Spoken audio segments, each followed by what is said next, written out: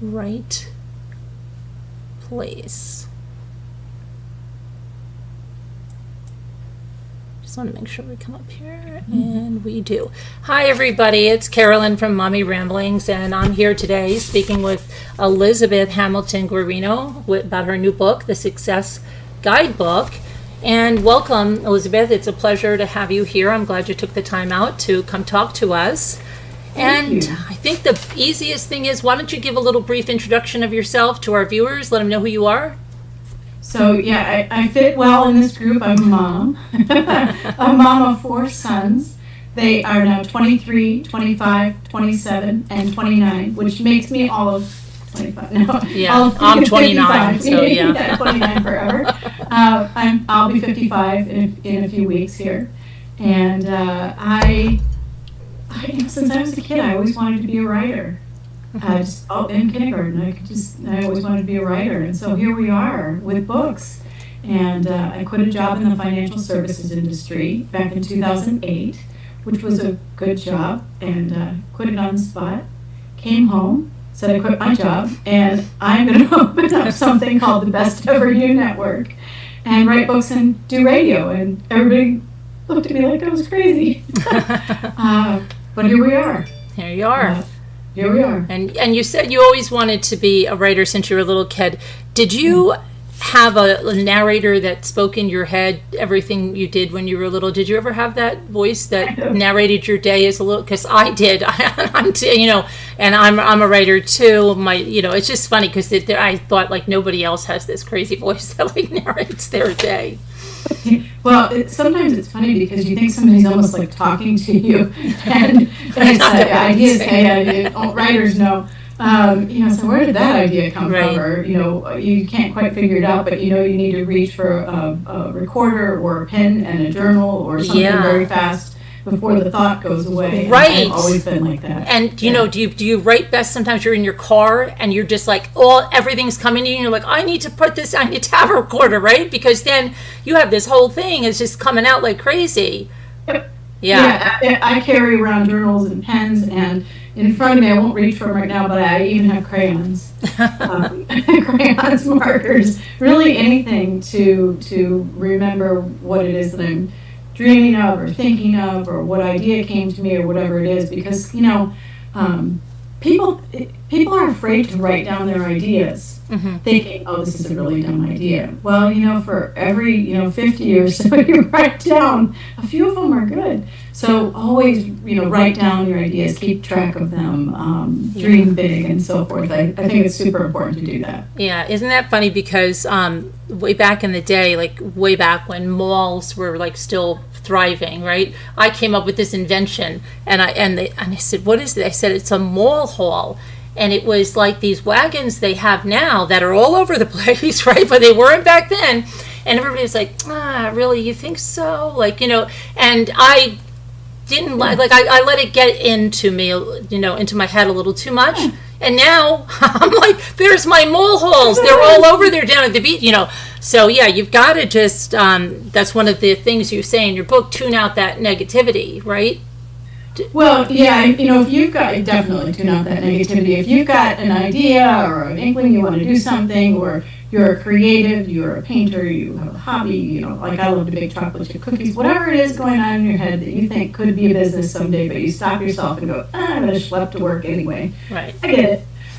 But make sure you keep that dream alive somehow, somewhere. And I love to equip people, and I'm sitting here with my crayon like I'm pointing. I'll put it down. I love to point people to earplugs and bubble wrap all day long.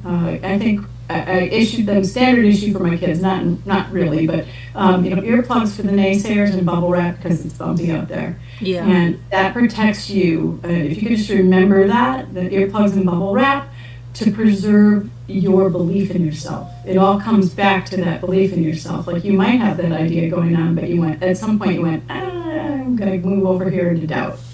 And that's what stops us, doubt, fear, all the negativity. Another person can do doozy, have an impact on us like crazy. So Yeah, and people try to do that, like to their competition, to anybody they try to tell them, like, you're a loser, you're no good, you're washed up, get off. And see, one of my moderators, he always says to me, no matter what, he says, Carolyn, never lose your belief. Above everything, never lose your belief.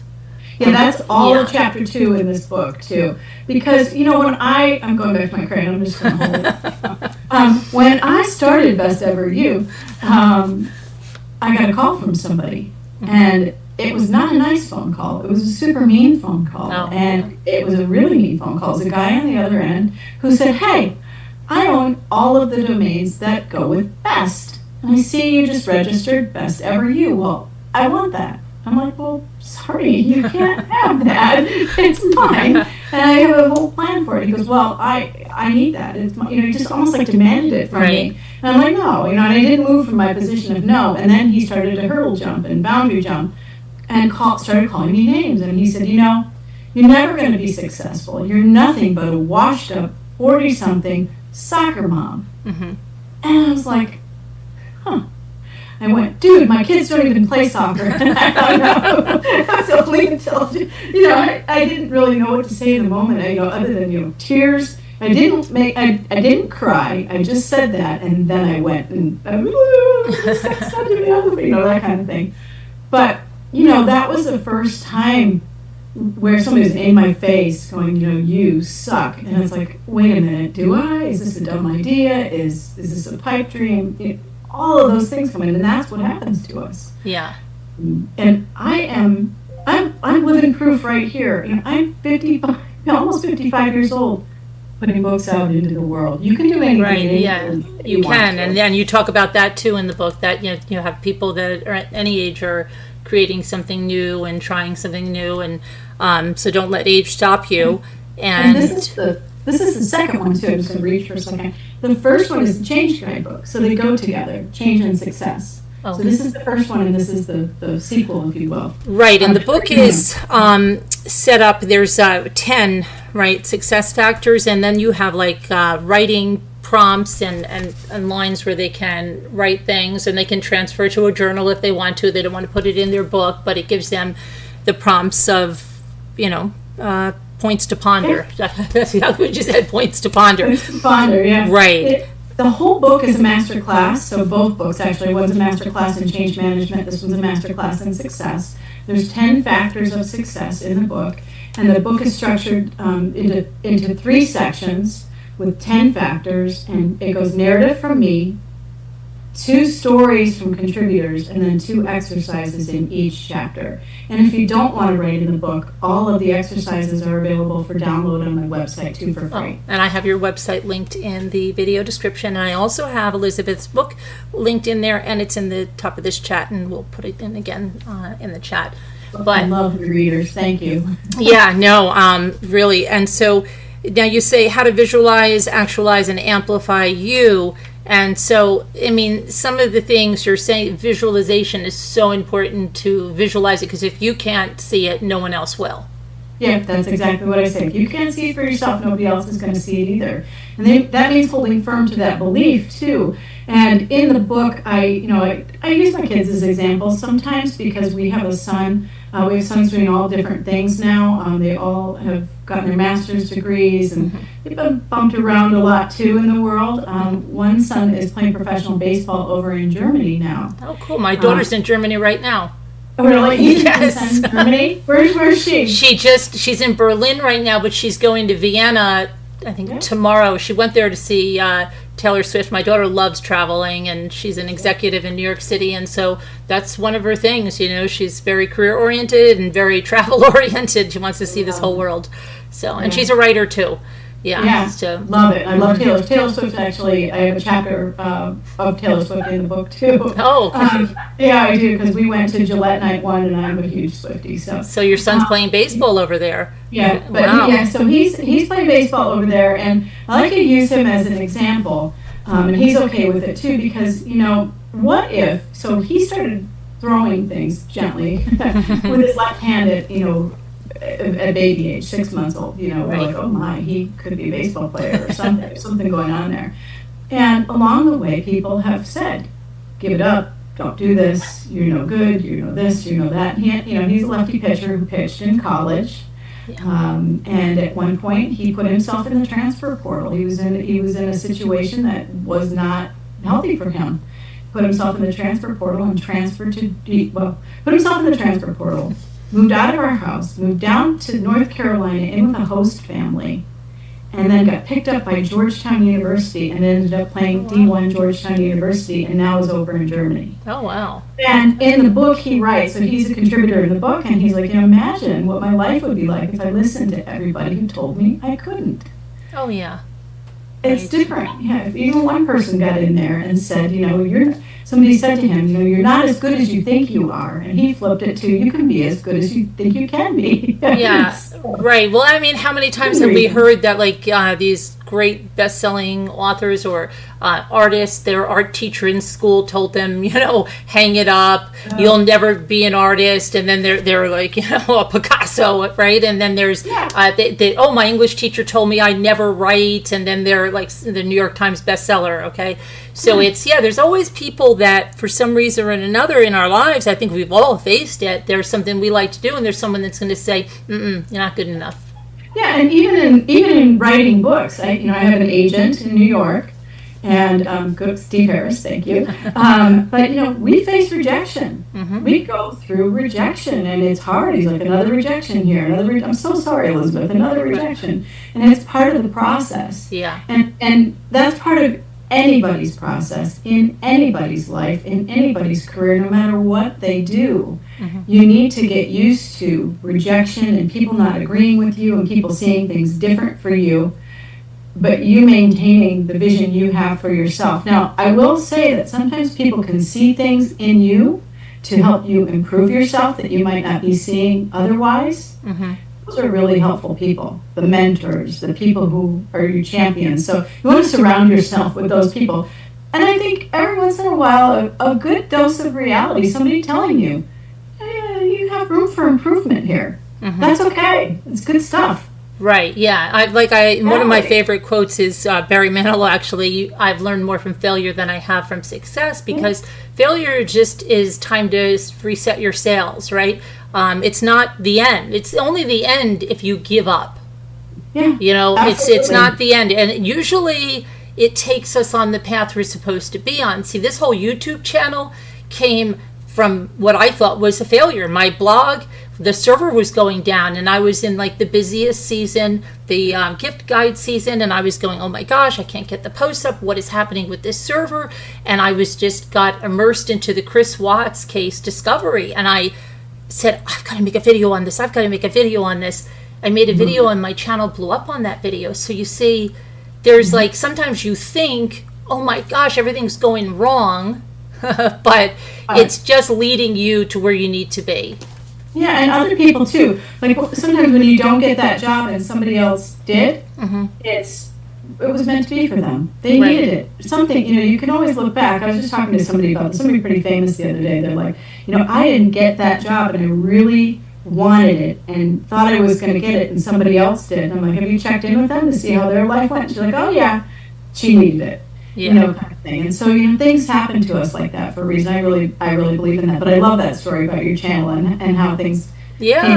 My podcast was kind of like that too. I was on with I think he was maybe 10 at the time, one of my youngest son at the time. And we were just testing out equipment, and we accidentally went live, and people started calling in. That's how the Best Ever You show was born. Oh wow! 700 guests later, and all that stuff. So yeah. Yeah. So I mean, like a lot of times, and they tell you, just in the whole positivity thing, like if trying to be more positive about things, like if you're running late for something, and I'm not always the best at doing this, but you look at it that maybe I'm supposed to be late. Maybe this is protecting me from something else, because what are you going to do? You're going to get yourself all upset. It's not going to change a thing, and you're just going to be a wreck when you get wherever you're going. Yeah, so. When things, I always say when things aren't quite working out that day, take a breather, take a step back, take a pause, because something's, the universe is protecting you from something, like you're saying, or you're meant to be doing something else today. If you can, take a pause and take a step back, if you can. Right, But, right. Yeah, I I mean, agree with that. I like that. definitely. Yeah, I mean, I'd say it's I can't say I'm always, successful at it, but I do try and I do. No, I hear you. Some things aren't completely pragmatic when people say take a pause and you're trying to do 10 things at Yeah, once. I'm like, no, I'm late for that meeting. Yeah. And moms are really, moms and dads, we have to throw dads in there too. We're all trying to juggle a million things at once. And I think we lose sight of what success really is. And I think that's the biggest point of this book. Yeah. I seek to help us redefine success for us personally and professionally in different ways, other than the dollars in your bank account, your title at your job, and so forth. Because I really think that when you're at your job or when you're doing whatever you're doing, your personal life doesn't stop just because you're at work. And a lot of us have so much going on in the background. It could be a health issue. It could be a sick parent. It could be a sick child. It could be just, grumpy that day. Whatever it is going on, I think it's important for us to stop and understand success redefined. Right. And whatever that is for you. When I started having kids, there were all these wars, and they probably still exist. I see them here and there, whether you should work or not work. I remember this really because I went to college, I got my degree, I had a heck of a job, making a lot of money. I started having children. I'm like, oh wow, I cannot be in 6 places at once. I just can't do all of this stuff well. This is not working out for me. And I remember having those feelings of like, I'm bad at both of these things. And I wound up getting divorced, getting remarried, having 2 more children, and being at home with kids and so forth. And then starting Best Ever You. And I just think it's really important for people to do what they can do to be their best in their moments. And really understand we're not entitled to time. Right. So to really back that up and understand how you're spending your time and your moments and your energy. Yeah, absolutely, right? Because we don't know when that's going to run out, and it doesn't, just go by our age. And we had a tragedy here in our town. A little 11-year-old girl got hit by a car yesterday and died in her sister's arms. That was in my son's class. Horrendous. That comes out of nowhere, right? You start off that day. Now that mother is beside herself, lost the 11-year-old daughter. So you don't know. We don't know. It doesn't matter our age or whatever. We don't know when any moment's going to be our last. And I preach that a lot on here. I've lost my oldest son, and I know it. And it's just like there's some people that would just like try to make your life a living hell, and it seems that's all they're focused on. And you say, well, don't you care about that might be your last day. Yeah. And you're just trying to be a jerk to someone. So, and when you're saying like the comparisons and the mothers, like I know, like before we had YouTube or anything, we had the parenting magazines, right? Parents magazine. And they told you, oh, you're not making your own baby food, not a good mother. You're not doing this, you're not a good mother, right? And there was so much judgment among the mothers, like you say, but it's really with like anything. Everybody wants to compare either like numbers, and success doesn't have to be that. Like, because if I had, talking to 100 people that were really engaged with what I'm saying and really were genuine, I'd rather have that over 20,000 listening to me that weren't there for me. You know what I mean? So it's not all numbers that people want to go and point at, because this community that on this channel has supported me through my son's loss, and I would never have made it without it. So but there's horrible people that try to like belittle you, destroy you, tell you shouldn't be on YouTube after you lost your son. It's just like some of the things that have happened are just horrendous. You can't even believe they came out of someone's mouth, the things that were said. I know, and I get it completely, and I think that's where we go back to aligning our own heart, truths, and energy, and making sure that you're okay, and that you're able to move forward and things like that, and surrounding you with love and so forth. My colleague, Dr. Katie Eastman, we wrote Percolate, Let Your Best Self Filter Through together. That was her first book. It's a Hay House book. Oh. And it's she talks a lot about, she works specifically with grief and loss and so forth. And I've really learned a lot from her about pain into purpose. Okay. And taking our pain and making it our purpose. And, What is her name? I just want to jot that down. She'd be a lovely interview for you. Her name is Dr. Katie Eastman. Katie Eastman. Lovely person. But yeah, we do a lot of things together, and over the years. But yeah, we wrote Percolate Let Your Best Self Filter Through because I met her in a period of time where my father. So let me just say a couple things about grief and loss and things like that. I've learned a lot from her. Yeah. So I'm mentored by her, and you know, I've kind of spun off some of my own thoughts. But yeah. So I met her. My father was a stroke survivor. He had a stroke in 2004 and lived all the way to 2018 as a stroke survivor. Mm-hmm. And up to that point of him having a stroke, I had been resuscitated twice from life-threatening food allergies. I have a medic alert on. Oh, yikes. I developed life-threatening food allergies in my 20s. Are they nuts? They're not, yeah. Peanut, tree nut, fish, and shellfish. I have 4 life-threatening food allergies and some medication ones too, but just complete body chemistry change. I have no idea what, they still don't know quite what it is, but I felt so sorry for myself and like such a victim, and I know there's worse things in the world and things like that, but when my dad had his stroke and he survived, he was in a rehab facility, and I will never forget the moment where they wheeled him down to the nurses area to do a speech therapy session with him.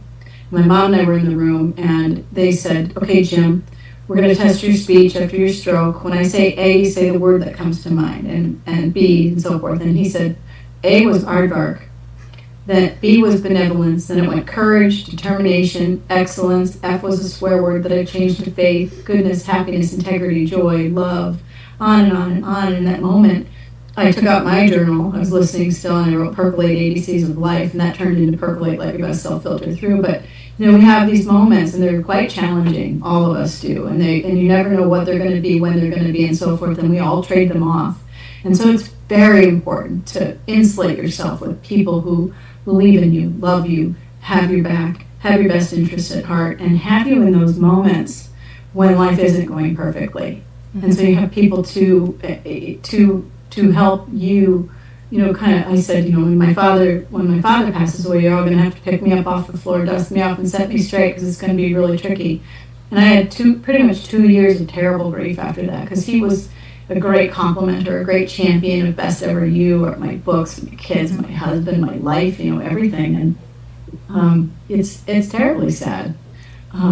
So yeah, all of my books have elements of grief, loss, changing your life, how to change your life when something doesn't go quite right. When you join clubs you don't ask for, so forth, with a backed up moment of like what we were talking about earlier, we're not entitled to time.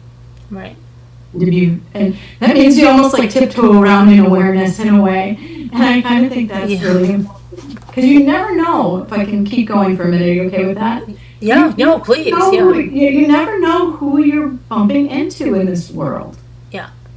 I would never, unless you had said something or I had read about it or something, I would have never known that you would have lost your son. Mm-hmm. For example, I'll just tell you that. When you're in the grocery store, 50 people around you, they might know you, they might not, but they don't know that you're sitting there really sad that you've lost your son. People don't know, and they bump into you, and they're mean. It's all get out. They don't stop, pause, and be kind. And so that's my mission, is to help people stop, pause, be kind, redefine what success is, and really understand that people are not walking around feeling great all the time. Mm-hmm. And we have to take those moments and redefine them so that we still feel okay. Because we don't. And I can remember my dad had died, and I'd flown back from Minnesota to Maine, and I was standing up in the grocery store over the pears. And the pears were beautiful, trust me, they were like great pears, but I was bawling. And I mean, one of those moments where you're like, oh my God, what in the world's wrong with me? And I was just crying. And this lady, and I'm 5'3" on a big hair day, but she's tinier than I am, she goes, "Oh honey, can I give you a hug?" And I'm like, absolutely. This is before COVID again. It's back in 2018. And she said, "Which one of your parents just passed away?" And I was like, "How do you know that?" She goes, "Just your whole look on your face is unmistakable." she gave this giant hug. She's like, it's all going to be okay. Now, I have gone up there so many times and looked for her. I'm like, who was that? And so I don't know if it was an angel kiss or what, an angel hug. I have no idea, but I just think it's so important to look around you and slow down and pause and pay attention to people. Yeah. Because we're not all feeling perfect. No, that reminds me of like not finding that woman because a couple of years ago, and my son's been gone for 4 years. A couple of years ago, I was feeling bad. A lot of times when I drive, either it's a song that comes on or something, right? Yeah. And he was my best friend, so. So I saw a sign on the highway, and it said something like about Jesus. I said to Ray, that's my son's name, I need a sign from you. I need a sign that you're here, so send me a sign. And my friend, Sandy Rusek, she always says that Ray sends me neon signs, but I just am such a New York skeptic and stuff that I miss a lot of stuff, or I negate a lot of stuff because I want more proof. Yeah. So there was a sign that came up on the highway, and I said, nope, not good enough. And I had to go to either get a flu shot or something up at the pharmacy, Walgreens. And I said, I want a sign. I want a neon sign, Ray. Do you hear me? I want a neon sign, something unmistakable. And it was like 20 minutes before I got to the pharmacy. I go to the pharmacy. I'm in there. I'm not even thinking anything about that. And I'm looking at the line at the pharmacy, and I see this man. I took a picture of him because he looked like Santa Claus in a sweater and pants. And around his neck, okay, was a plaque. I'm telling you, a plaque, okay? It said, I love you.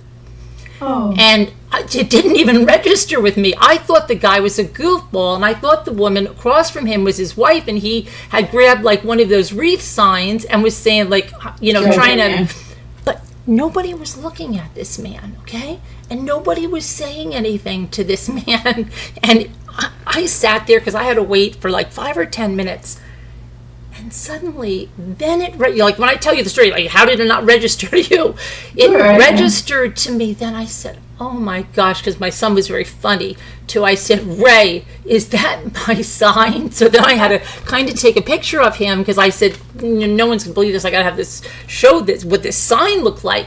And then I saw the man go up to the pharmacy counter, and they didn't say anything. And then somebody said, Carolyn, maybe the man didn't really exist for anybody but you.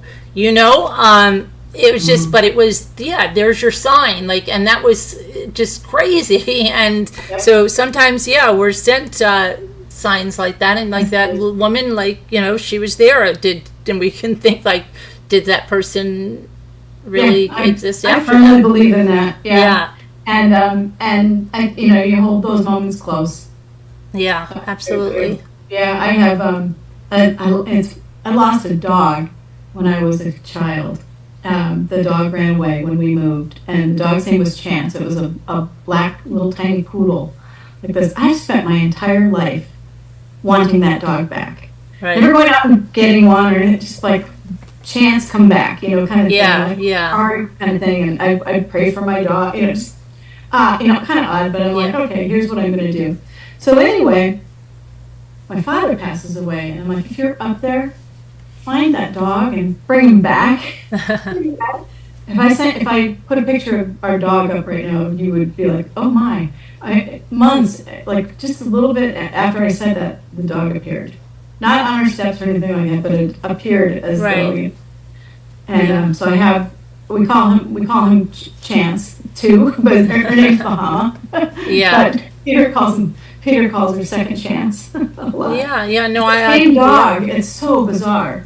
So just I think we comfort ourselves with our stories and our moments and our things that drop into our lines of perception and view to help. It helps us grieve.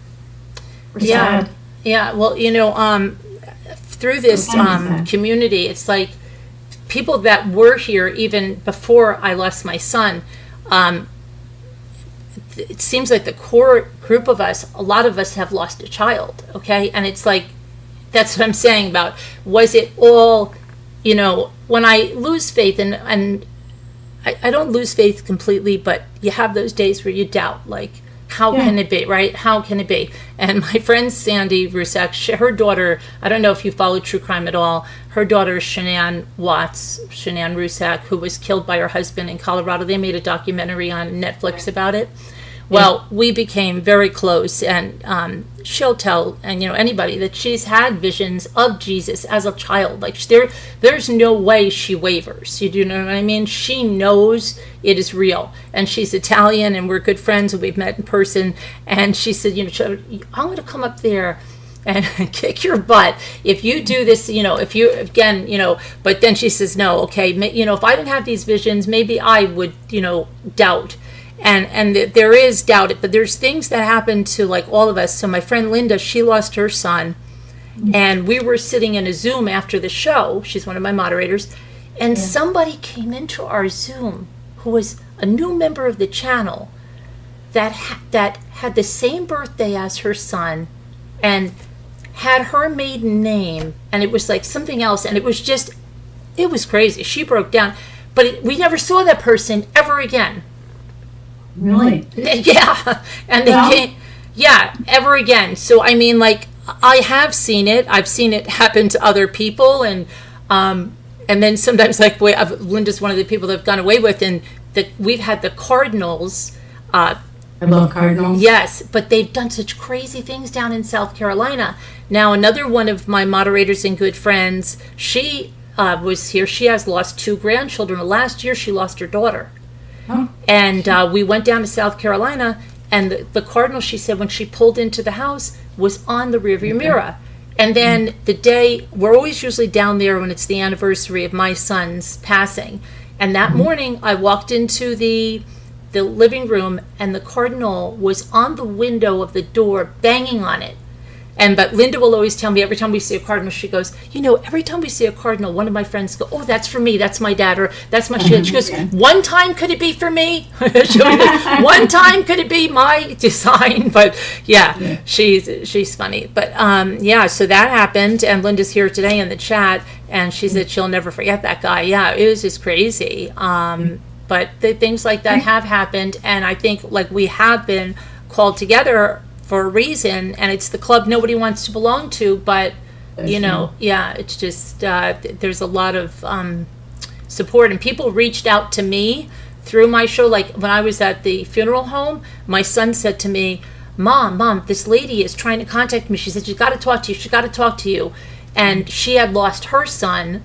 And like, so people that like you didn't even know were watching you, but they just have to talk to you, and some of those have been like, just, you think it would be awkward, but it's not. I think you need to have that.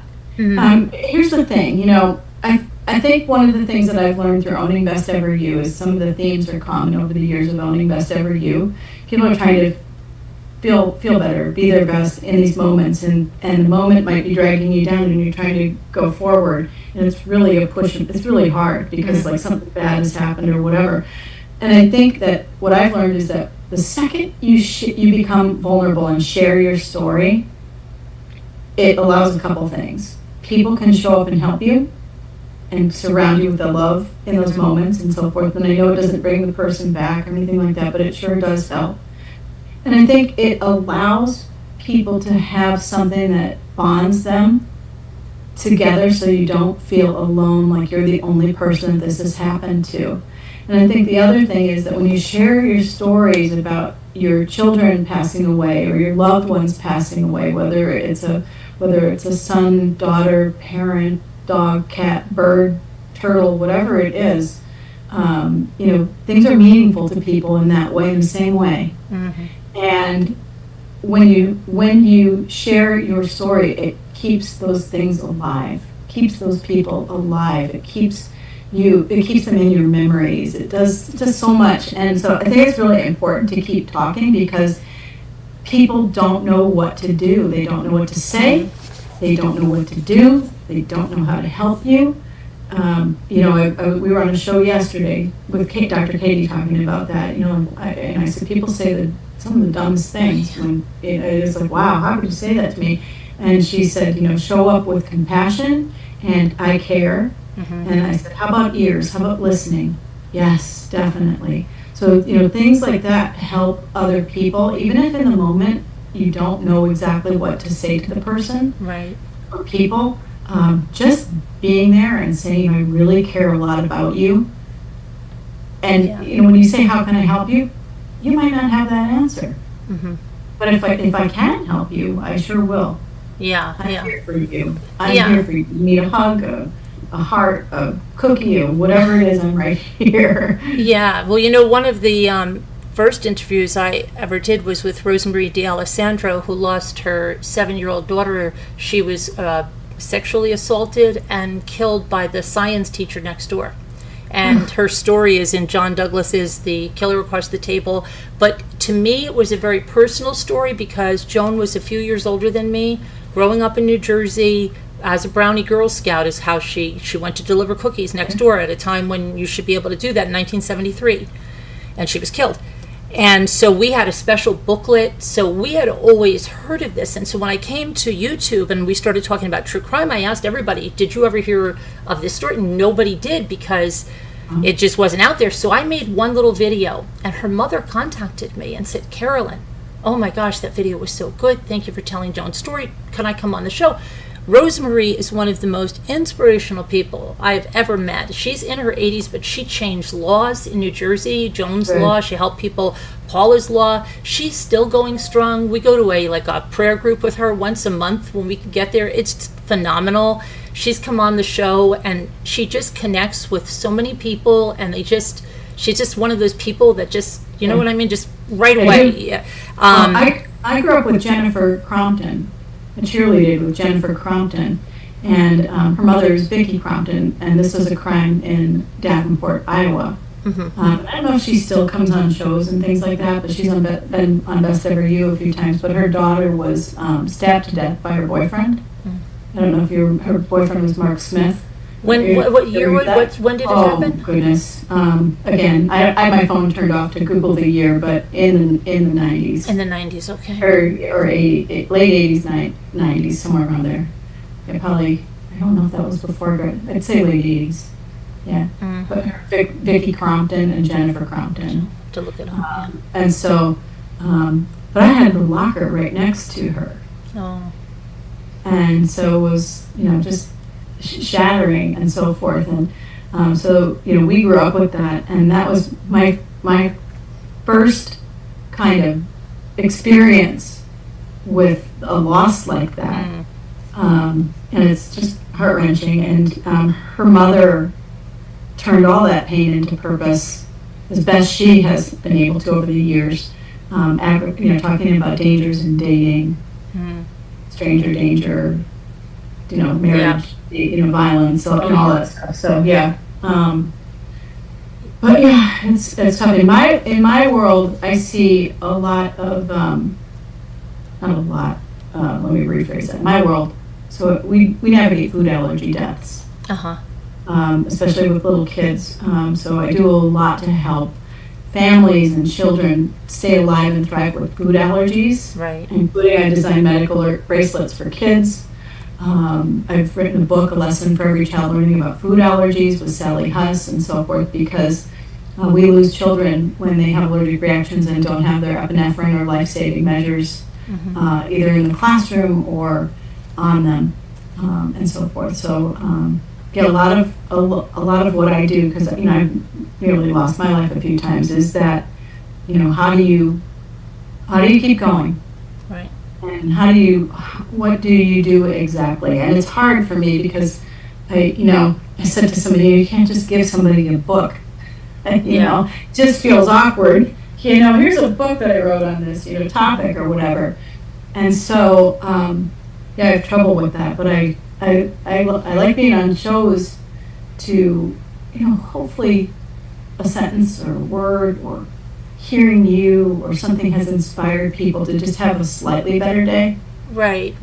And the reason I brought up Rosemarie, I just wanted to just touch on this before I forget it, is because it was probably a month before I lost my son, and I had asked her just about her because I wanted to understand her better and what we could do for her and for people that were going through the grief. Like I said, what is something, like, as someone that's lost a child, what is people struggle with, what should I say? Should I say anything? And she said, Carolyn, just listen, bake a cake. I think she said bake a cake. And she said it was more the people that said like the most callous things, like the detective's wife or something that lived across the street said to her like a month later, haven't you gotten over this yet?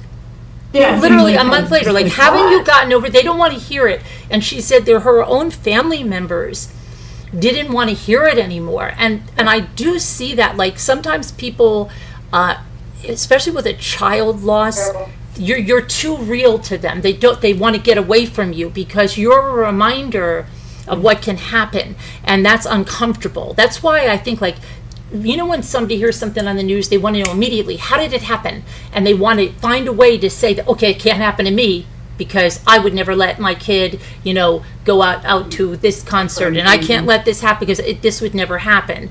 Or I even had a friend tell me that when her daughter lost a child, she went to a Chinese restaurant, and there was another woman there, and she said, oh, I'm so sorry about the loss of your child, but, this can't happen to me because I only have one child. I mean, I would be beside like, she was trying to say, like, this can't, like, it just can't because I have one child. And I know a woman that lost her only son, it's like, but people have to do this, and in the way that they're doing this, it's very rude usually to the people that they're saying this to, but there's like more to the psychology of that. It's like with anything, they're trying to explain that away because it's the worst thing possible, and it is.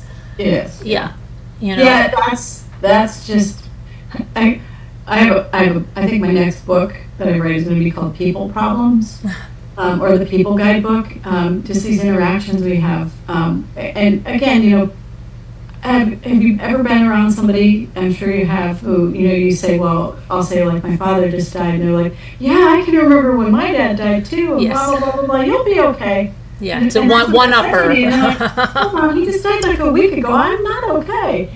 And I think it's okay when, I think I think you don't need to do anything, but I think you have to forgive people for not what they say, and you just, they're not in your shoes. Right. They don't know, and it kind of goes back to that category of, like, people just don't know what to say. Right. And they aren't equipped with, I'm here for you, blah, blah, blah. They internalize it themselves and go, well, that, da, da, da, da, da. And I think you just have to almost, like, walk away from that and do some healing from that moment to say, this just happened to me. I've got to kind of get this out of my mind, body, spirit, soul. It was a negative encounter. What am I going to do to kind of move that on and move me forward? And that's about all you can do, because you're probably not going to confront them and say, I can't believe you just said that to me. Though sometimes you do. Sometimes you do if you're in that kind of a mood. To. Say, like, that was really not the right crazy thing to say. Maybe it's training in these moments that people need too. I don't know how well you're going to get through, but when somebody hurts your feelings like that, it could be like, having lost a child, that's, in my experience, just not hitting me the right way here. That is just hurting me more than, what you're saying is hurting me more than helping. So just maybe stop and think about what you're saying. And as you encounter people in the world, I like Katie's words, I'm here for you. If there's anything I can help you with, compassion toward the other person, rather than, oh yeah, well, that won't ever happen to me, or that happened to me too, you'll be fine, or whatever it is. People just say some of the darndest things. Yeah. And not just in that case, just throughout life, you just, it's like earplugs and bubble wrap all day long. Surrounding yourself with the people who do understand what you're going through and can help you with what you're going through. I think that's really important. Right, and there's a comedian, and I always forget his name, but I never forget what he said. He lost his adult son, and he said, it's so hard for me to come back here because I don't want to tell you guys. My heart is broken. I don't want to tell you anything because I make you laugh, and now my heart is broken, and I'm still coming on here trying to make you laugh, but if I mess up, I'm hollow, and and it was just so profound because a lot of us feel that way. Like, you don't want to bring everybody down, and it's like you don't want to do that, but and you need, like, when I came back to this community, I needed it. I needed just to do this. And then I was ridiculed and I was mocked and I was told I never loved my son because I'm here 2 weeks later and I laughed about something. I mean, it's just so callous and it's never from people that ever cared about me, okay? It's from your competition that's trying now to get you off by saying like this most horrible things about you, or that oh my gosh, I know somebody that lost 2 children. She can't she uses her grief like a car. Like they just say disgusting things that you can't believe come out of someone's mouth. And Sandy's faced it, and I mean, like she does a cooking show, and it's like that gives her pleasure. She loves to cook, but there's people on YouTube will assault the victims of a crime. Her daughter was murdered by her husband, and they align themselves with the murderer, okay? Yeah. And they come and they assault these, victims, their families. And people think it's okay, and they get on board with it. And how do you deal with those ugly people? Tell us what we can do to cope with that. Understand. I think I'm going to go back to believe in yourself and make yourself strong, so that you, no matter what goes on around you, you are you, and you believe in yourself and so forth. Because we are in a day and age where anybody can say anything to anyone.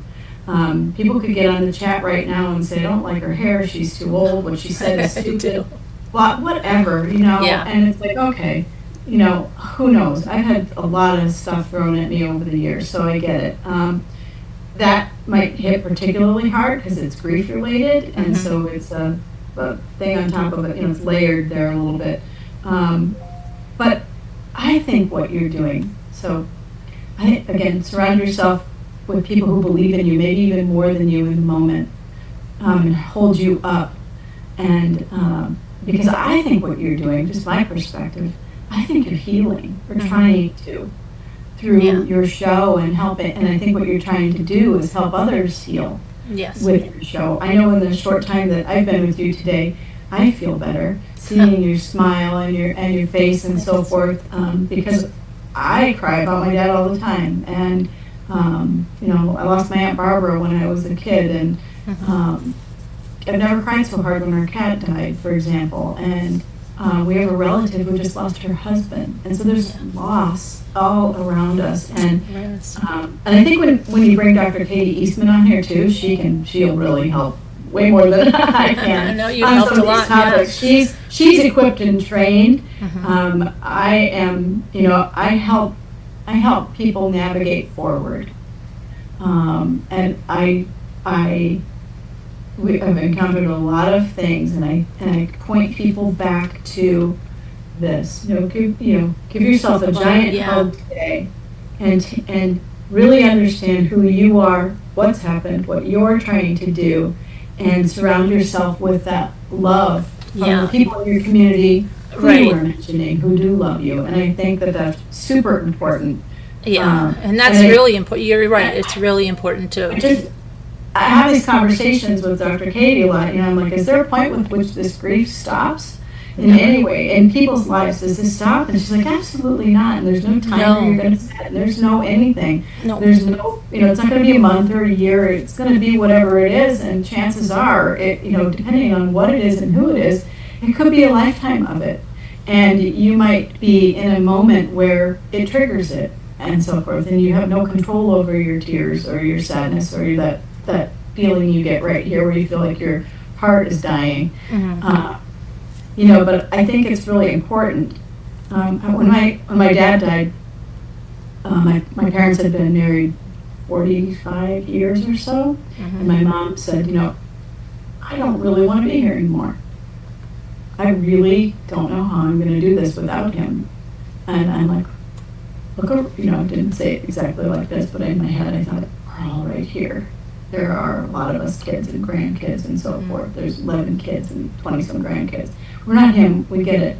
But my whole mission when my father died turned to keeping my mother alive. Yeah. She was so distraught. And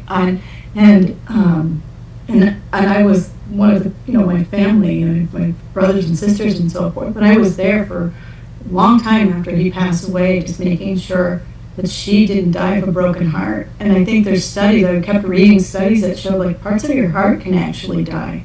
My father did. My father died 364 days after my mother. And we think he hung on just because he knew about that year mark. And there's so many signs from when my father died. And my son died on May 6th. He was the third one to die. My mother died on May 5th, Mother's Day. The next year, my father died on May 7th. And my son died on May 6th. Wow. My daughter says, Mom, that right there for you is a sign. They all, passed at that time. And my parents are extremely close to my children. And, so it's... But they were together since my mother was, 15 years old, dated, started dating when they were 15. And, they die of a broken heart. My father hung on a long time. And I think it's really important to remember when you feel that way to, when you feel like your heart's broken, to remember that there's people around you who need you, love you, care about you, all of those things. You really matter. Yeah. And I know, did you have guilt when you had your mother going through the loss, but you were also grieving your father, trying to understand your mother's grief, which you really can't understand because it's her husband, but, and you're grieving your father. But like it was like when my mother was, again, my best friend, so, and my father, I was extremely close to my father, so my father would write notes to my mother in the morning. There would be notes on the table, and I tried to understand my father's grief, but in the same time, I was navigating my own grief. And one of my biggest guilt things is that, oh gosh, maybe I wasn't there enough for my father because of my own grief. Do you know what I mean? I was really super hyper aware of that, and my father had been sick for so long.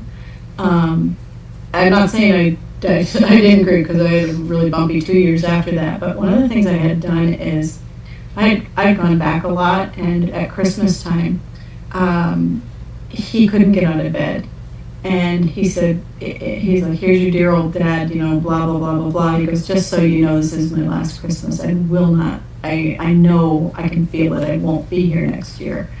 And I just was like, oh my God, it just, I don't know how to even explain that moment. Mm-hmm. But I knew in that moment there was a partial goodbye, because he never was really good after that. Yeah. Again, he spent the whole next year fighting for his life in and out of ICU the whole entire time, and then passed away in October. And but I kind of go back to that moment and had a really serious moment with him. And what was said, I'll never forget. I'm like, what am I going to do without you? And he's like, I'm going to cry. He's like, you're going to put your paws one in front of the other and keep going, because I love cats. Yeah. And it's tough. Yeah, no, so it's tough. That's not a child, that's a parent. My heart hurts for people who lose kids. Mm-hmm. That's partially why I do what I do. I'm like, I want you guys, your hearts not to hurt. Yeah, well, they say the pain is the price of love, it's, yeah. That's a tough sentence for me. That's a hard one for me. I'm like, yeah. But I think, there's also a little denial in everybody, and like I said, that Rosemary DeAlessandro, she's in her 80s, and she still tells me, Carolyn, there's still a little denial that Joan is just next door delivering cookies. Yeah. And people who have adult children who pass, there's still a little bit that their child is in their apartment, or they're on a tree, because I think the true reality of it, we can't handle it, and there is a numbness that I read about in books. That's this numbness that just comes over you, but it numbs you completely but it also makes you feel horrendous, because I remember telling medical people that, like, what is wrong with me? I said, why don't I don't feel anything, and I'm talking about, and they said, you're in shock. And I said, no, I'm not in shock. I'm functioning fine. Like, there's something wrong with me. I have no, nothing. And then when I would come home, and I read like all the messages from the people here, then I would cry and cry, like it would just let it out. And then, but then it would, when it got to where you wanted to claw your skin off, that numbness came on you. And it's like someone said, God is just doing that because we can't handle it. Like we just have to take it in small doses. And there is always that denial that our child is not really gone. And they're not really gone. They are here with us, but in a different way. But it's, it's there. And when I heard Rosemary in her 80s still had that, I said, yeah, well, that's the only way to cope. It is, there's just a little bit there. No, I agree with you. I think I'm leaving that one because I think that was just perfectly well said. Yeah. So back to let's talk about. No, it's I want to take your whole thing on to grief, but yeah, it's part of it, because it's part of it. It's part of life. Yeah, it's part of life, and it's part of this success we feel. I think a lot of times people sit by themselves and they think, you don't know what's happened to me. Mm-hmm. You don't know what I've gone through. You don't know what I'm going through. You don't know. And people just go about their merry way without thinking about other people in depth. Mm-hmm. And I think it's time to really change that. And I think it's really time to help the people who are at home going, I don't feel good, I'm not enough, I'm not this, I'm not that, I'm sad, I have this happen, this happen, this happen, this happen, whatever's happening. Just take a giant hug moment. I intend for my books to meet people in the moment and try and give them a hug. Right. That's why I write what I write and do what I do, to make it help you feel not alone and help you give a little bit of positive energy to carry on. Right.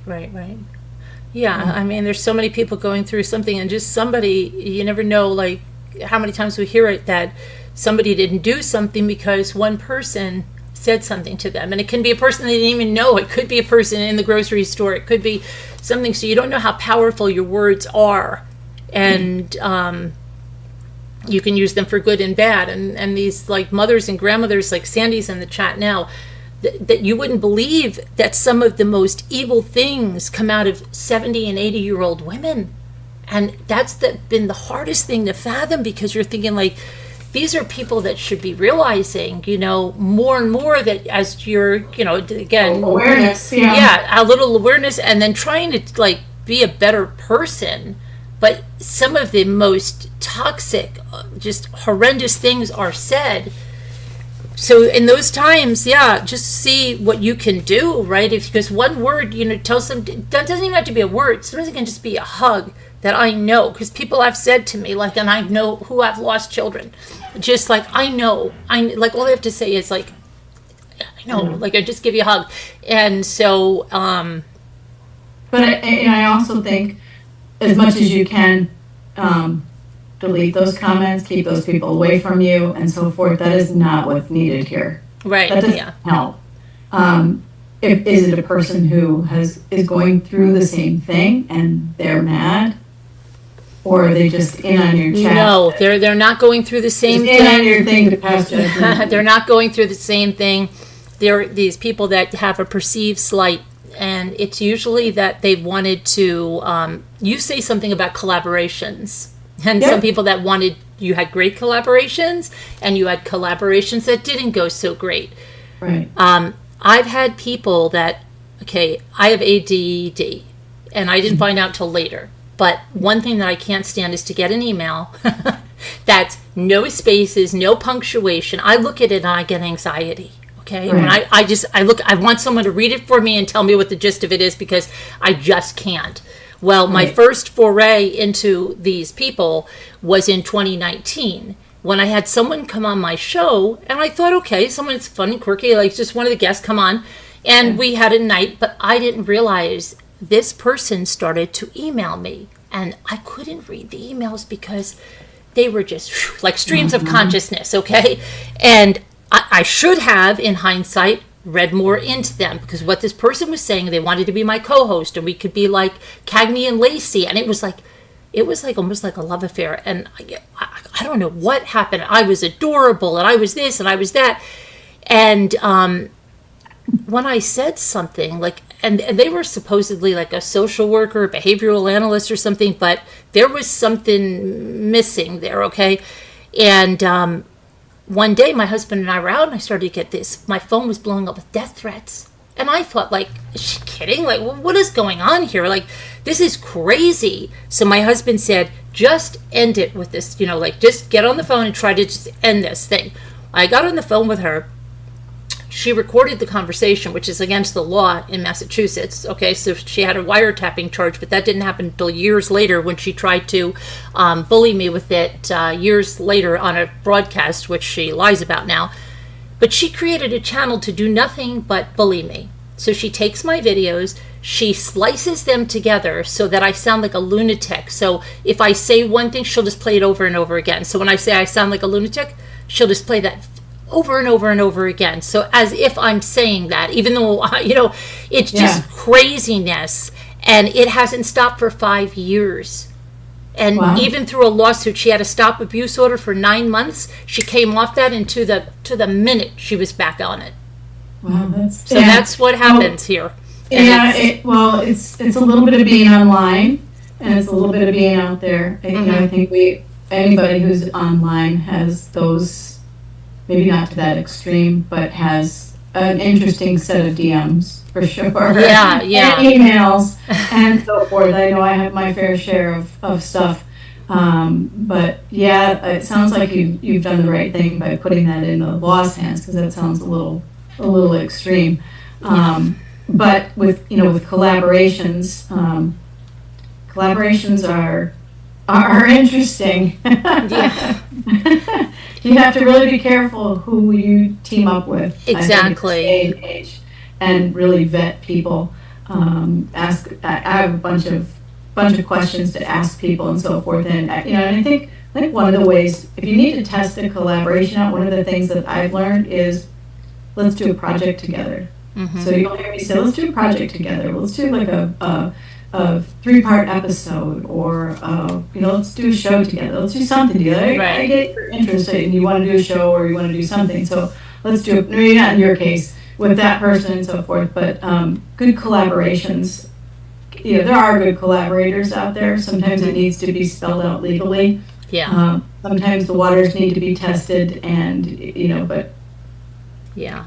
Yeah, you can feel when there's a good collaboration. Yeah, I mean, I think creepy DMs and creepy emails. Yes, I think I'm too trusting, and I'm trying to learn that. Like, there's certain things I have as red flags now, so when I see them, but in hindsight, like, it's not so much that it's even a collaboration. Like, we have an open panel where we can do some crafts sometimes, or whatever it is, and you'll have a person out of the blue.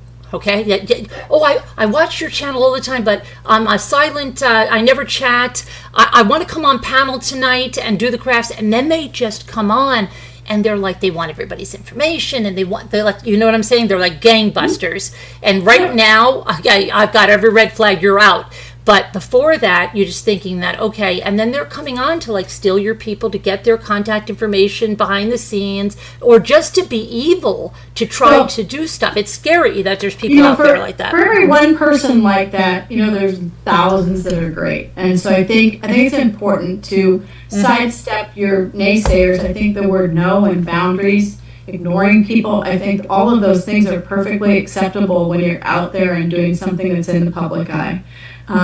I think that a lot of things wouldn't happen without amazing collaborations. If you think about the record industry. If you think about books, there's a team of 25 people that puts together a book. So, but online is trickier. I'd meet people in person with a set of people around you. You know what I mean? Yeah. I'd meet in groups. If you don't know somebody, that kind of thing. But I definitely would go through a vetting process before I share my business, my income, my brand, my everything. I made this mistake years ago.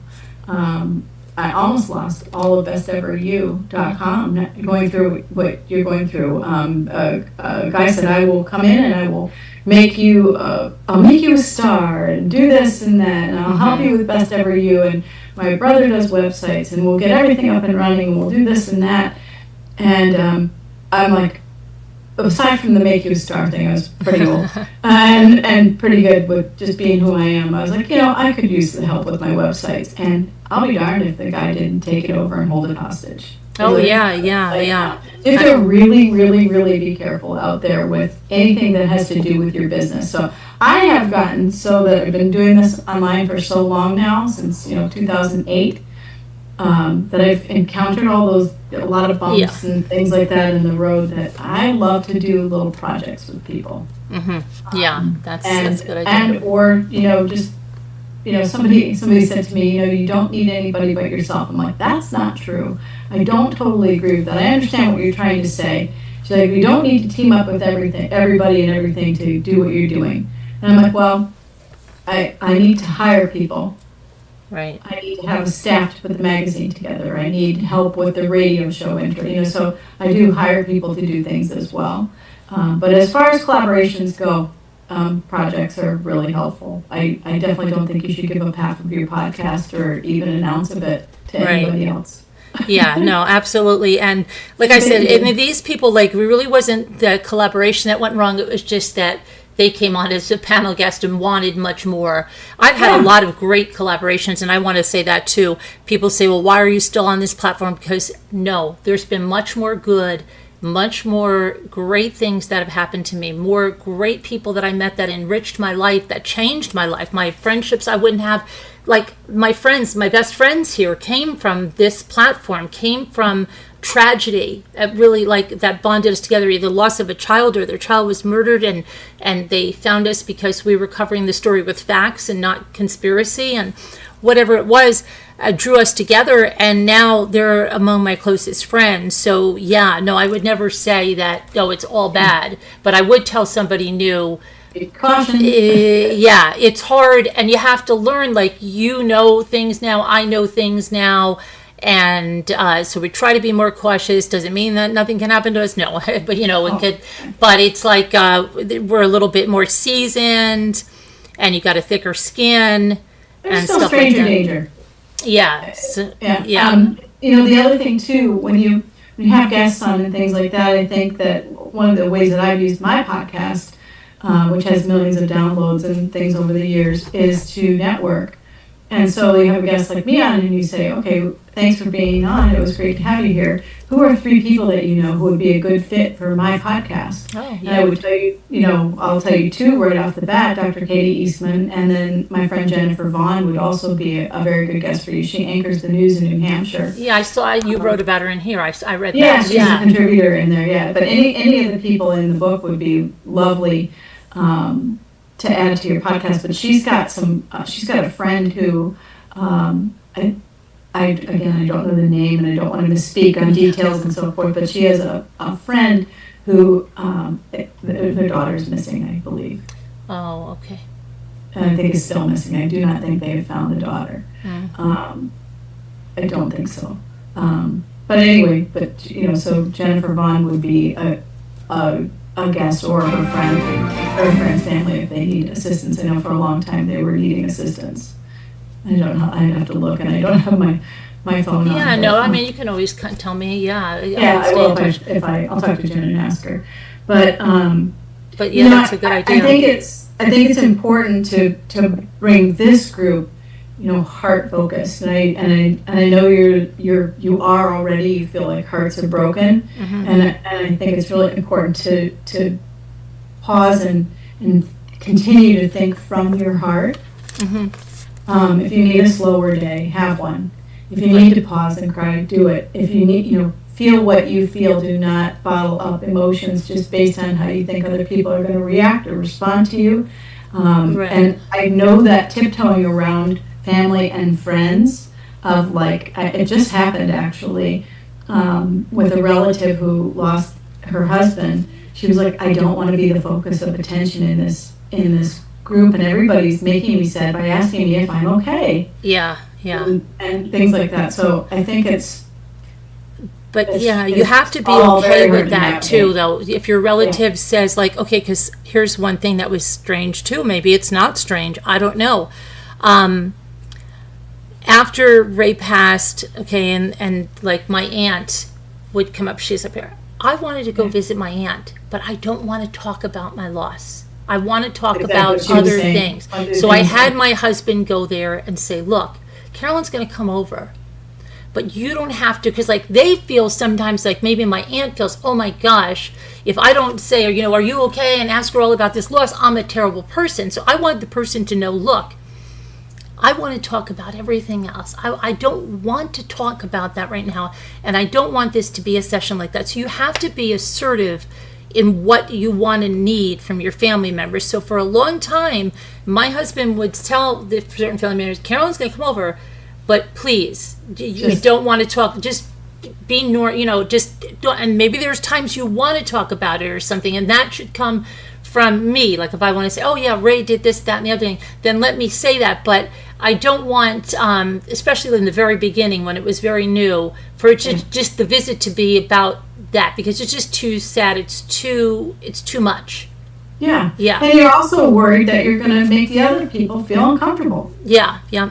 Top of it, it's just, I know people go into those situations going, I'm not even going to go because I'm just going to make other people feel uncomfortable with my presence because of what's happened, because it's such a sad thing to have happen and people don't process it right. People aren't going to know what to say to me. Somebody's going to say everything. Right. It spirals, so you don't go. So I think it's brave of you to go, and I think it's brave of you to set some light, loose boundaries with, let's do anything but this today. Yeah. Just trying to have a moment where I can rest my brain from this because it's all consuming. Right. And I remember my sister-in-law, when her mother died, and I was still in high school at the time, she said to somebody, they said, oh, you look like you're doing great, you're doing so well, you're holding up so well. And she said, don't give me sympathy, because that's some of the worst thing. Like you could, but when someone says, I'm so sorry, like then you just break down, right? Because then it's like, she just said, don't give me sympathy. I hate that you look so well. I went to the doctor once with the worst strep throat I've ever had in my life. Uh-huh. And I made the mistake of, whatever. He's like, well, you look fine. Like, well, I don't feel fine though. Yeah. So it's that comment that'll get me going. Yeah. I hate that comment of like, well, you look okay, getting through everything okay. It's like, no, I feel like crap. Yeah. I'm not getting, and maybe you're doing better, or maybe you're doing this or that, but the you look okay comment is just so odd. Like, what does that even mean? Yeah. Look okay. Right. What does that mean? Yeah, I don't know, but it's like, I think we just, it's like she couldn't handle the sympathy. She'd rather have anybody talk to her. And that sympathy, is sometimes, I had another weird thing, like I could open cards and stuff from people from the show, but I have a box of cards from my son died from my close family members that I have not been able to open. Some people have not been able to understand that. They're normally the not the good people, but have talked about it, because I've been very open on the show about what I'm going through. And I said, it's something, another weird thing is that I don't want to see my brother send me a card about how sorry he is. I had enough that my brother called me on the phone and he couldn't even speak, because he was so broken up about it. But I don't need to read in a card how my cousin, is. It's just, I can't. I don't want to. So I have the cards. Maybe someday I'll say, oh, next year, and I just put them there. But I could read the people on the show, and I was emotional from it, but it's different than these members of my family. It's not that their intentions are bad or anything. Their intentions are good. Yeah. Yeah, I have a whole thing on cards. In the last 5 or so people who have passed away in my life, family, friends, and so forth, I have not sent cards to. I am finding it so like it's a formality. Yeah.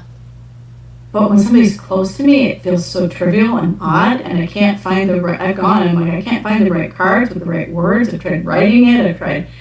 It just is you can feel me squirming a little bit. Yeah. It's the most uncomfortable thing.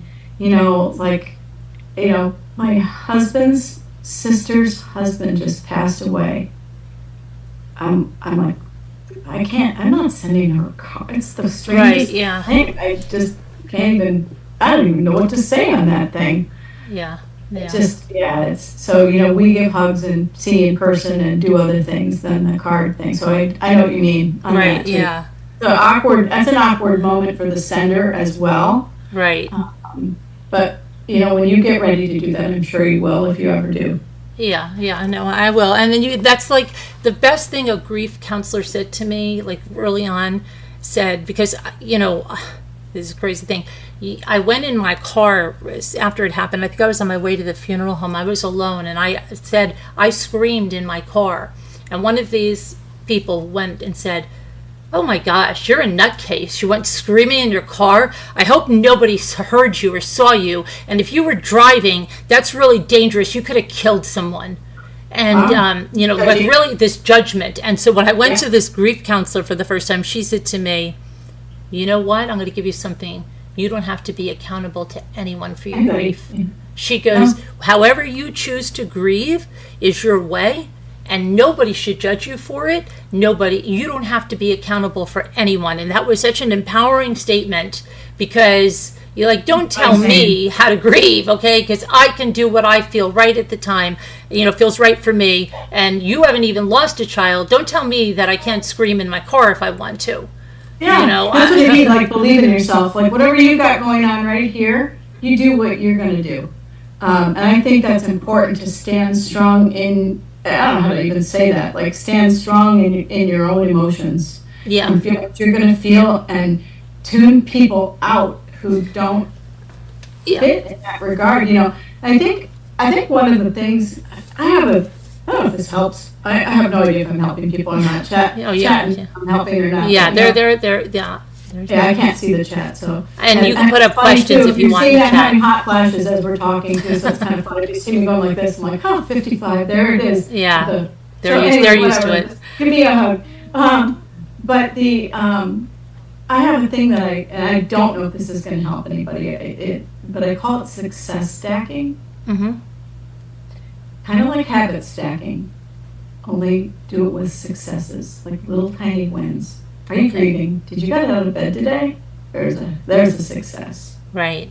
Kind of thing. Did you eat today? There's a success. Did you get on your podcast and do your podcast? Have you smiled 5 times? Whatever it is that you like. Right. In a land of before this happened, go back there and anchor in some of the things that you felt made you successful before, and maybe bring those forward. Right, yeah. I can see you've got your makeup on. Yeah. Did you put your makeup on today? Yes. Did you put your contacts in? Do you have your clothes on? Are you in your pajamas? And again, sometimes we need days off from all success. And just to have a lazy day. But, if you're struggling, and again, there's no time frame on this, there's nobody that says you have to do a darn thing, but if you're reaching for things and nothing's working, kind of thing, and you feel like you're just spinning in a wheel of grief and can't quite get off of it, or can't quite move forward, or can't quite, whatever it is that, right. Feeling of like, this just sucks and there's nothing I can do that's ever going to make this right again. Right. What do I do? How do I move forward? What do I do exactly? And I think there's no answer that's cookie cutter for everybody. No. I think we're all so different that everybody's days and these moments are different. Yeah. And you have to look within and go, okay, here's something that I can do that I know makes me feel a little bit better. Right. And start to do a little bit of those things. Linda says, anything like that helped you? Oh my gosh, yes, I was going to tell you that. If I didn't have this show to do on a daily basis, if I didn't have, when I first, because when it first happened, and then I didn't go, because I went on every night, that's how my show was, every night, and it became a community, and people would tell me, Carolyn, it doesn't matter if I just need to hear your voice. Yeah. So the first time I came out, it was a couple of days, and I said, I'm just checking in, and I looked terrible, and I was during the day, and I had cried, but I couldn't read their names. I couldn't read their names, and I couldn't, about the sympathy.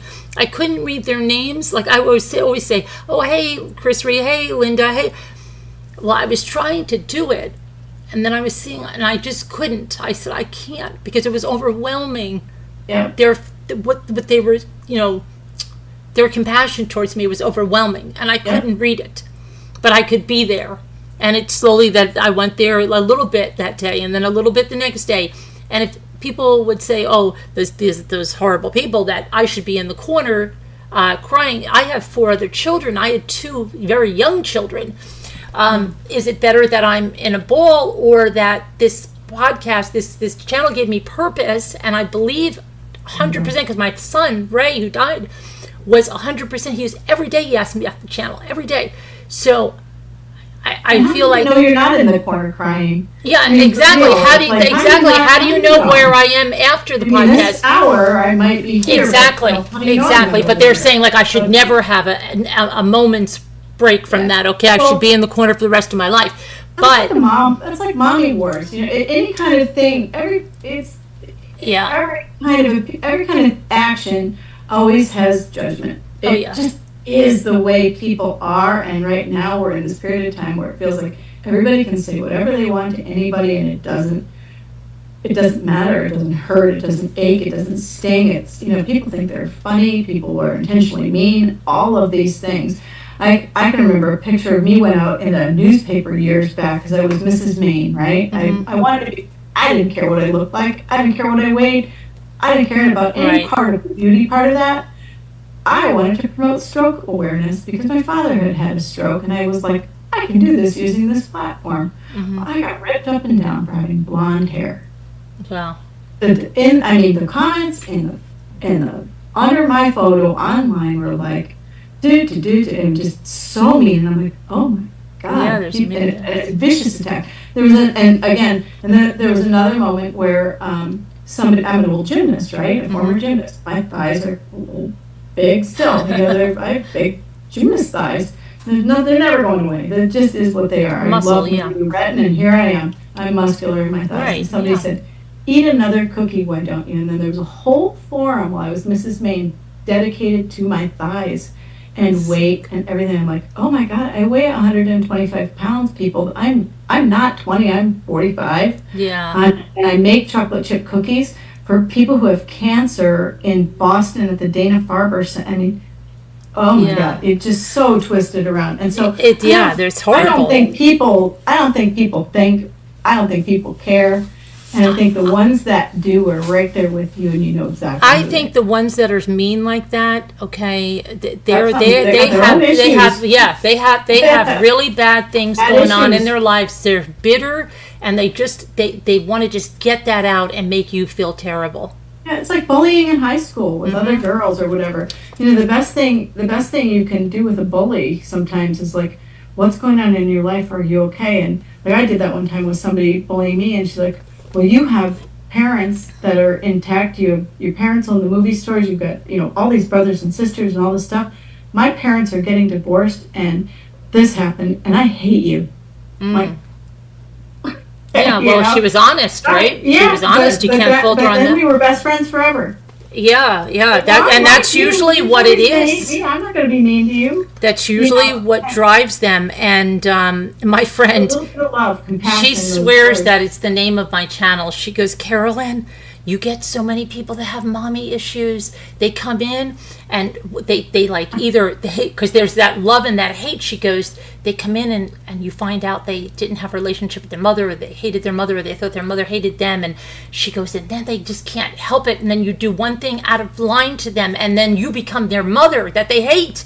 And she may be right. I'm like, sometimes I think, gosh, because it seems like they have these issues, but yeah, they have these issues, and you find out, like they want to attack you as a mother, admitting me as a mother, but I find out that they're estranged from their children. Yeah. So you see what it is. So like if they can poke fun at me and say I'm then it makes them feel like a better mother, and they'll go, my children are estranged from me through no fault of my own. I actually saw this comment. They go, my children are all estranged from me through no fault of my own. No, really not half of it. And and it's like, Okay, but then every day they were like, Carolyn's a terrible mother. Did you see Carolyn did this and Carolyn did that? And they pick apart everything you say or do and twist it and twist it and twist it. And it's like, yeah, you just have to realize like these people are not coming from a good place, and they're not. They're very bitter, and they want people to feel we're all trying to do our best. I don't see any I'm not seeing the Mother of the Year award being handed out or Father of the Year award being handed out. Maybe we should start those and everybody will feel better.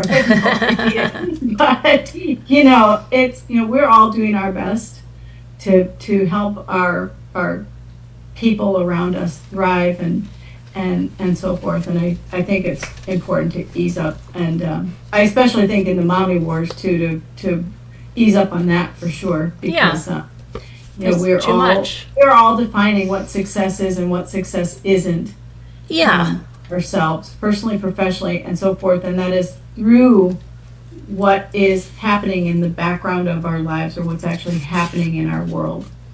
Okay, now something I want to just touch on because it was very profound about the chocolate chip cookies. You got a note to put the success in perspective. Can you tell? And you say you keep that note by you. You brought cookies for the cancer patients, and tell them what kind of note you have. So I was, again, in the midst of being bullied online about cookies and my thighs and all this stuff. I was at work and somebody asked me if I would make cookies, and I was like, yes, I can. And I didn't know where they were going to go. I make a lot of cookies. I've made hundreds of thousands of cookies now, and I donate them to people. And so they wound up in Dana-Farber in Boston, and they wound up with a mom who had stage 4 colon cancer, who has since passed away. But they wound up with her children in the waiting room and so forth, and the kids had a moment of joy. And that's it's on page 179, the whole thing. I don't, do you want me to read it? I got it in different spots, but it's Dear Miss Hamilton-Guarino, I'm a patient at Dana-Farber, and I have stage 4 colon cancer. I've been receiving chemo for almost 2 years now. As you know from leaving some cookies on the 10th floor, chemo is very hard. I also have 2 lovely daughters, ages 8 and 10, that have been by my side and following this rough journey with me. They're older now, by the way. I brought 2 of your cookies home to my girls, who both said that they were the best cookies in the world. I want to thank you for your kindness. These little things make the road easier. My very warmest wishes to you. Thank you for your help and thoughtfulness. And I was like, wait a minute. You are the one sick. Yeah. You are the one who doesn't feel good. And you took a moment to thank me? I didn't need a thank you. It just... Yeah, it puts it in perspective. Such a moment of just things twisted about. I'm the one writing notes. I sincerely hope, you're well, you're going to be okay, you're this, you're that, you're dealing with this, your family, your kids, on and on and on. And in return, this is what came through, handwritten to me. Right. And it just makes me think about how, I don't know, just again, I go back to we're not entitled to time, life is precious. And in these moments, I just think we need to think about each other a lot more than we do. Yeah, but how profound, right? That she made such an impact on you. She's in the book, and you know what I mean? So that little note that she sent you, and maybe she was feeling like, what was her legacy, struggling with a lot of that, and yet she made such a profound difference in your life and in the lives of anybody that reads it, because it affected me too. So there's just, I just didn't know a simple, I just making cookies and hope people enjoy them, and I just didn't know that would impact somebody that profoundly. It made me think again, every interaction I have with human beings for a long time now is so much slower, so much more intentional, so much more aware, and really not superficial. Right. And that's true. Like even like those little rocks that they leave for people or something. You never know. Like maybe I'm just painting a rock, but the person that finds that rock, that may have, like, just like I said, may have stopped them from doing something to themselves. You don't know. Like a simple thing, baking cookies, it impacted someone's life. She then in turn impacted your life. But it's like, yeah, do intentional things and try to be kind and try to be a good person. Try to go and do the special things like for people when you can. Well, I have a saying, and I wrote it in my first book, Percolate. It says, random acts of kindness create waves of peace. Mm-hmm. So random acts of kindness create waves of peace. And I had the Percolate project for a really long time too, which was cookies and buying people like a hit before COVID hit, for sure. It kind of quit being a thing once COVID hit. Mm-hmm. But I had cards that we would give to people, and it would pass through in the coffee line. So you were in your car and you just hand the card and the money for the person's coffee in back of you. And that's random acts of kindness, great waves of peace. We've had people pay off medical bills through that, just all sorts of anonymous things. And I think that, I may not say this right, so pardon me if I don't say this right, but I think that's a really healing thing to do in the world. Mm-hmm. Is to help other people randomly. Yeah. Especially when your heart hurts. Yeah. You help other people unknowingly. And that is really a tall order. Talk about a tall coffee. That is hard to do, to twist your grief and not feeling okay into doing something for somebody else. Mm-hmm. That is because I'm sure people are like, I have nothing left to give here. I feel, yeah. And I've got other kids, I've got a life, I've got a job, I've got this and that and another thing. But if you can pause for a minute, just even open up the door for somebody, or the grocery store, take a look around you. If somebody's elderly and they need help, I have quietly paid for groceries in front of me from somebody a couple places off. Right. There are so many things that you can do to put kindness back into the world to counter all of the hate, all of the violence, all of the anger, and all of the whatever it is, the negativity and so forth. Yeah. I know. And my son is 31. My son Michael is 31, and he owns a restaurant. And one day, a few days ago, his fiance and I, we had spent the day up here at the lake, and we were going down there. We were going to go down to the restaurant and get him and go for ice cream when he was finished. So we walked in, and I'm like, "Where's Michael? Where's Michael?" And then we see him there sitting with this older man, and I said, "Who's that?" My son, if you know my son, he always tried to make everybody feel better. So he was a popular kid, but he always stood up for the kids that were bullied. Like on the bus, he said if he saw a girl that was sitting there alone or a boy, he would sit next to them, and he'd say, "What are they bothering you?" Or maybe he saw somebody eating alone at lunch. He would specifically go there and sit with that person. Yep. And so he was sitting with this old man. And I go, "Who's that?" And he goes, "That's my friend, Mom." He goes, "That's my friend, Mom." And then later on he goes, "No." He goes, "This is nice old guy. He used to come with this other old guy." And then he told me like they had a falling out and he was really lonely. And he goes, "Whenever he comes in, I sit with him for 15, 20 minutes and I talk to him." And it's just like, I'm just so glad to see that, heart, and when you see it in your child, because he was so close to Ray, like his heart was broken probably, I mean, they were inseparable, okay? Yeah. And they were in business together and everything. And so it's just, to see him still have like, he didn't lose that care. He didn't get hard, from the loss, he's still like really caring. It was just very emotional for me that, he cares. And it's hard not to just carry on through with anger. Yeah. And like a callous. Right. So I was really happy, and and nobody really ever like, that was just like example or whatever. Like I never told him. I just so proud of him that he's always carried that and always cared about people. And I think that's more important, like when you say success, than anything else. Because if you're a crappy person and you don't really care about people, then you're not successful, no matter what's in your bank account, right? Yep. That's the point of the book right there. Yeah. I didn't write it exactly like that, but that's it. It's like, that's exactly it. So, and it comes from I think where I had this realization, especially, was just like at such a young age.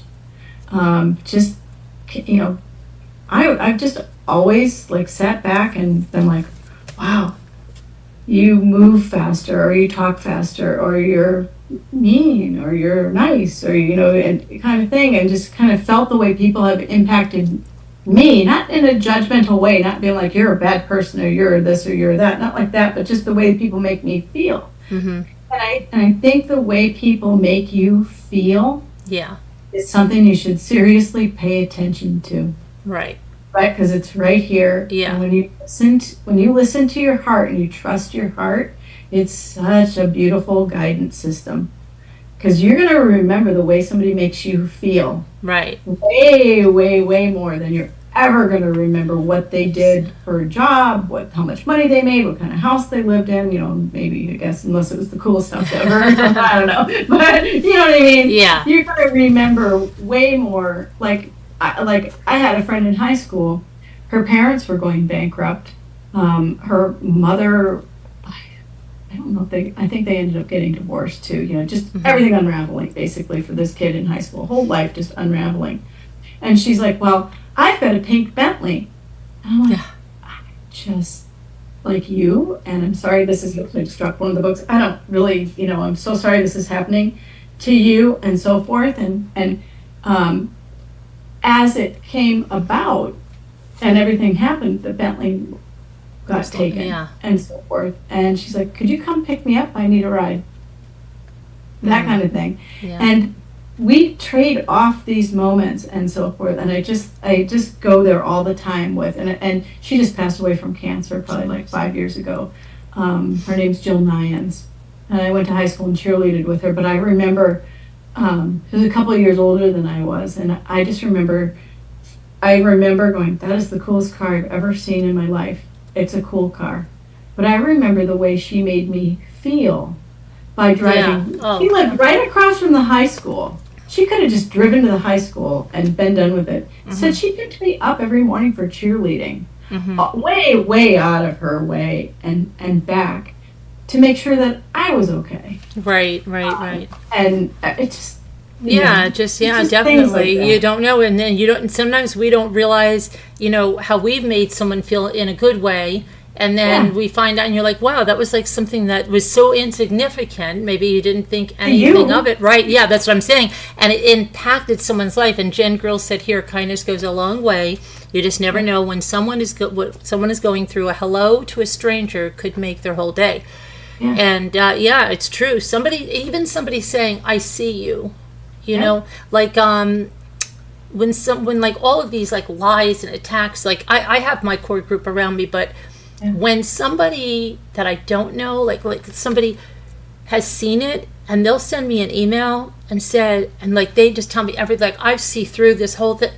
You don't know what that, like, I don't know, like, the impact of those words, like, because I'm thinking, like, okay, my core group is there, they're there for me, but here's somebody that, like, I don't even know, and they said, hey, I just saw this, and, you're strong, and you're this, and you're that, and it can make your whole day, and it can really help you, and a lot of times, those things have happened for me, like, when I absolutely needed that extra little, boost. And speaking of that, because I want to talk about South Carolina, because you you live in Maine, and you decided that you wanted to be kind of a snowbird, and everybody said, well, I don't know if that's attainable, right, or something. Right? Well, yeah, it started out with our son playing college baseball. And he would go down and play in South Carolina and North Carolina, and so we would go down for a few days. Either fly down or drive down, watch the team play, and we were like, it's warmer here. Yeah. A lot warmer here, kind of thing. And gradually, we would stay longer and longer and longer and longer, and to the point where, we leave Maine now, and we go down for most of the winter, and I just love it there. I've learned things about myself and my husband and our marriage and our family and everything, but we both have turned into, I'd say kind of good shell hunters. Yeah, I know. When I saw that, I'm like, oh gosh, these are our I'm like people. a shell hunter. Because we have a celebration. That's what we call it. We call it our celebration. Oh. Yeah. Yeah, I can't. I love that. Yeah, there's an island down there, Polly's Island, and I was on it, and I'm like, I was reading all about it. I'm like, this is really cool. And they're like, if you find one of these shells on it, you've been blessed by the island. I'm like, well, roll up the sleeves and still, kind of thing. Let's go find those shells. And so back of me, I've got a tiny little tray of those Polly's Island shells. What kind of shell was it? It's one of these. I have one right in front of me. I don't know if you can see it. It's a Venus clamshell. It's a Polly's Island shell. Oh, really? A Polly's Island. Yeah, they're tiny. Like tiny, itty bitty tiny, and they almost feel like plastic. And they're together. They have both pieces. No, they're all like this, but there's rust colored ones. There's cream colored ones. They're all different colors. But if you find one of these on the beach on Polly's Island, you're blessed by the island. And so I just get a kick out of trying to. They're hard to find in the sand and hard to spot. Yeah. But so anyway, I love going to South Carolina and Myrtle Beach and. Yeah, it's great. And we do too, as here, and our core group does go down there, and I find, it's the time of the year that I go down. It is usually, it's been the last few times, every time we've gone down, at the anniversary of my son's passing has happened then, and the ocean is like the most like I live on a lake here, but and I love when I swim in the lake. Yes, it's very healing, but we get a summer for like 2 months if we're lucky, and then we go right into winter pretty much. But down there, I am just like, the first thing I just want to do is get out. Like, I don't want to bring my stuff up. Get out on that beach, get out on that ocean. And some of the stuff you said about like running into the other people and what did you find? What did you find? You find those like kindred spirits there. And then there's other times that I've been there and I feel like I'm the only person there. And there was a very, very spiritual experience that happened to me this time that was just crazy. And I won't even say it here because people think I'm nuts, but the people that I was with knew it and they saw it. But I will always go and write my son's name in a heart every day and take a picture of it every day I walk on that beach. And it's healing for me. I feel so much peace there, and then never knowing like what I'm going to find. And he sends me heart-shaped shells, and there's just things that I find so that are amazing and love it so much. So when I saw that, I'm like, oh my gosh, I can't believe it. But Polly's Island, I'm going to have to look how far that is from us. And is that like a public? Can you go there for a day? Yeah, you just drive right up and park. On our way down, we stop at Holden Beach. Have you ever heard of that? Holden Beach? No. So Holden Beach has, there's Sunset Beach and Holden Beach. Both are beautiful. Sunset Beach, it has a kindred spirit mailbox. So you walk you go onto the beach and go to the right, and you walk maybe a mile and a half down, and people write in, there's a mailbox there with a journal in it, and there's usually a little line. People are saying prayers and blessings and talking to loved ones and so forth, but that's a really neat spiritual place. Wow, okay. And Holden Beach has sea biscuits. Oh, yeah? So I kept seeing, being the world-class sheller that I am now, yes. My celebrations, as you say, I was like, what is this thing we call a sea biscuit, only found at Holden Beach? So on the way down the last time driving down, we stopped at Holden Beach first and went out onto the beach, took our break, and found sea biscuits, which are basically... They're like big puffy, sand dollars, yeah. They're cool. Yeah, that's amazing. So, yeah, and, I don't view... success wasn't like, we're so cool, we're leaving for the winter. Success was more like, okay, we're going to go do this and do this in a way that we can do this in a way we can afford it. We're going to be working from down here. Right. One of our sons is staying home and watching one of the dogs. Mm-hmm. He's been down there before, but just the logistics of it, which were what made it successful. And then just all the peace we had with like learning new things and cooking, and it was a lot of fun. Yeah, it is. I mean, and that's why we like going back to the same place, because we learn like a little bit more, and like every time we go back, like it's like, we're there and now we have more. Because people say, well, don't you want to go to a bunch of different places? No, because it's almost like this is comforting. Like we know Edisto, and this is, what we know, and now we can expand on it. We've met people down there, met different restaurateurs, and, they know us, they've helped us out. So, yeah, it's kind of familiar, and we really do enjoy it. Now we're talking about 2 trips a year, like one in the late fall and then one in the spring. So, it was just interesting that you put that in there, because I do feel like a real connect just with the ocean and the shells. And I don't know what it is about it. Yeah. It's just a peaceful place, and there's different beaches with different vibes, and you just kind of get to go exploring and see different things, and it's healthy for you too. You're not so cold. Yeah, absolutely. And I love the winter. I think winter's beautiful too. The last 2 times we've gone to Myrtle Beach, we've actually brought back nor'easters with us. Oh. So we did all that relaxing, and then we're like, oh my, there's a nor'easter that is approaching. And so we had 3 feet of snow upon return. So yeah, I mean, because like you're ready, you can work anywhere. I can work anywhere. I can do a show or podcast, which is beautiful because we can do it the whole way down and there. And so yeah, it's wonderful to be able to do that. And I just want to know if you guys have any questions, put them in the chat. Otherwise, what I always do is I put a little thread after the video, because there's a lot of people that watch on replay. They're either working now or up later. So then they'll put questions, and then you can go back there and see if there's anybody that has questions. But did you have anything else that you want to tell us about the Success Guidebook? I do, actually. Excuse me. The book just fell on the floor, so I won't hold it up. But the change, I just want to tell you, there's that one, and then there's the Change Guidebook. The Change, both books are on sale right now on Amazon. Yeah, I have the link. Which is pretty cool. Yeah, the Change Guidebook is actually on sale for 99 cents on ebook on Amazon. Oh, really? Okay. Now until like August 11th, and then this one's discounted. I think it's like $12. I think so. Yeah, that's what I saw. Let me see. That's pretty good pricing for books these days, because books can be expensive. But what I love and need to continue on as an author and have my success as an author is for people to buy and review. That's what authors need. Right. I think almost all the books are sold through Amazon these days. One way or another, Amazon kind of controls the book industry a little bit. Yeah. And so when people read it and write a review, it's so like, oh, thank you. It's that little moment of author, those moments of confidence. Right.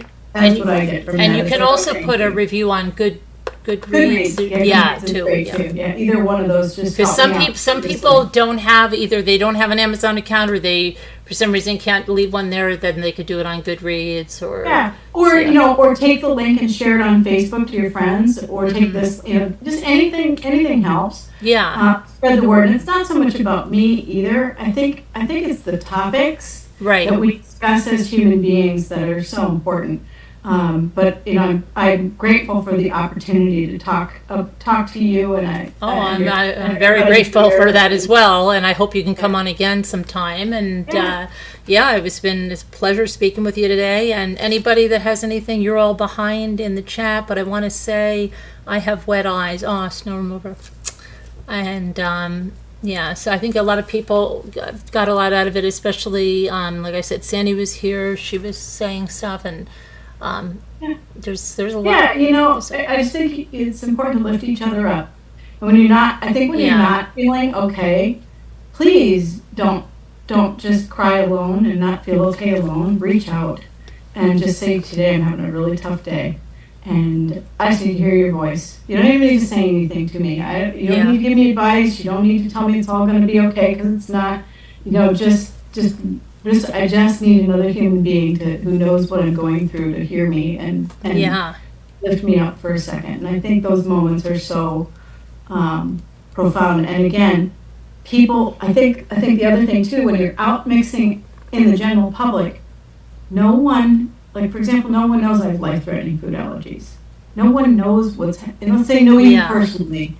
People generally are just going about their merry way. Mm-hmm. And so when we're out, as people, what we can do is we go about our merry ways, to go about our merry way with kindness and thought.